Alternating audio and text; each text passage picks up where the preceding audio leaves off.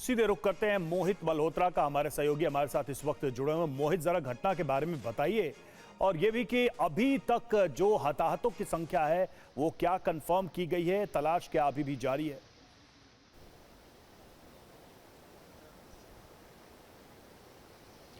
देखिए, ये पहाड़ी नाला है, मनूनी नाला। आप देखिए इस वक्त तो ये नाला शांत बहता हुआ आपको दिखाई दे रहा है, लेकिन कल अगर दोपहर की बात करें तो यहाँ पर अचानक से माना जा रहा है कि बादल फटने के बाद एक पूरा सैलाब आया और यहाँ पर ये पूरा जो पावर प्रोजेक्ट का जो काम है वो चल रहा है। और ऊपर मैं आपको दिखाना चाहूँगा, इस पहाड़ी के दूसरी ओर से नाला नीचे आता है और वहाँ पर ये नाले में अचानक सैलाब आया और वहाँ पर जो मजदूर काम करने के लिए वहाँ पर रहते हैं, वहीं शेड बनाकर रहते हैं, वहीं खाना बनाते हैं, उनके शेड बह गए। अब दिक्कत ये आ रही है, आप देखिए ये पूरा जो इलाका मैं इस वक्त आपको दिखा रहा हूँ, यहाँ पर आपको ये भारी भरकम चट्टानें दिखाई देंगी। ये एक ऑल्टरनेट सड़क बनाई गई थी पावर प्रोजेक्ट के लिए, ऊपर कुछ गांव भी हैं, लेकिन फिलहाल यहाँ पर आप देखिए ये भारी भरकम चट्टानें पड़ी हैं, पत्थर पड़े हैं। इस वजह से कोई भी यहाँ से गाड़ी ऊपर रेस्क्यू ऑपरेशन के लिए नहीं जा पा रही। जितने भी एनडीआरएफ के लोग, एसडीआरएफ के लोग, स्थानीय प्रशासन के लोग इस वक्त ऊपर मौजूद हैं, वो पैदल ही ट्रैक करके आ रहे हैं। ऊपर मैं आपको दिखाना चाहूँगा, एक गाँव भी है बिल्कुल सामने और गाँव में भी लोग फंसे हुए हैं क्योंकि यहाँ पर लैंडस्लाइड होने की वजह से कोई भी गाड़ी आ नहीं पा रही। जो स्थानीय लोग हैं वो क्या कह रहे हैं, इस वक्त एक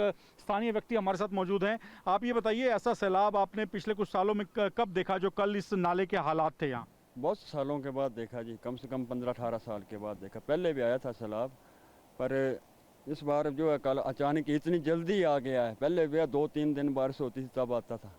तो जो लोग बह गए हैं, जो मजदूर बह गए हैं, उनके बारे में कोई जानकारी यहाँ पर पता लगी आप लोगों को, जो ऊपर रेस्क्यू ऑपरेशन चल रहा है, जो उनके लिए सर्च ऑपरेशन चलाया जा रहा है? हम तो जी यहाँ के लोकल आदमी हैं, तो एक कंपनी के मजदूर हैं, तो इससे मैं पूछ के ही पता लगा कि पता नहीं कितने आदमी बह गए हैं। लेकिन जो ग्रामीण आसपास जो रहते हैं गांव के लोग, उनका बचाव हो गया? हाँ जी, वो बच गए हैं सभी।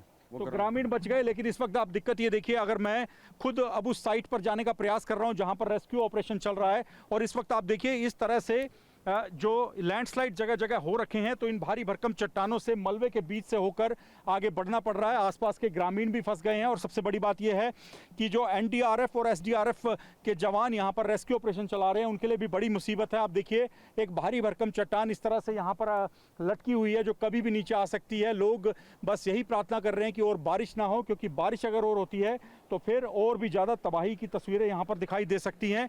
फिलहाल जो रेस्क्यू ऑपरेशन यहाँ पर उन 6 मजदूरों को जो बह चुके हैं, जीवित हैं या नहीं, ये भी अभी क्लियर नहीं है, उनको बचाने के लिए किया जा रहा है। उसमें कई चुनौतियां सामने आ रही हैं, लेकिन एनडीआरएफ और एसडीआरएफ की टीमें लगातार रेस्क्यू ऑपरेशन, सर्च ऑपरेशन चला रही हैं। बिल्कुल मोहित, ताज़ा तस्वीरें इस वक्त दिखा रहे हैं इसी मनूनी नाला से। अभी फिलहाल शांत है, लेकिन कल की तस्वीरें बहुत ज़्यादा विकराल रूप था और कई मजदूर एक साथ बह गए। चुनौती इस वक्त आ रही है, एनडीआरएफ और एसडीआरएफ के जवान पहुंच नहीं पा रहे क्योंकि पहाड़ी इलाका है। बहुत बहुत धन्यवाद मोहित आपका तस्वीरें दिखाने के लिए।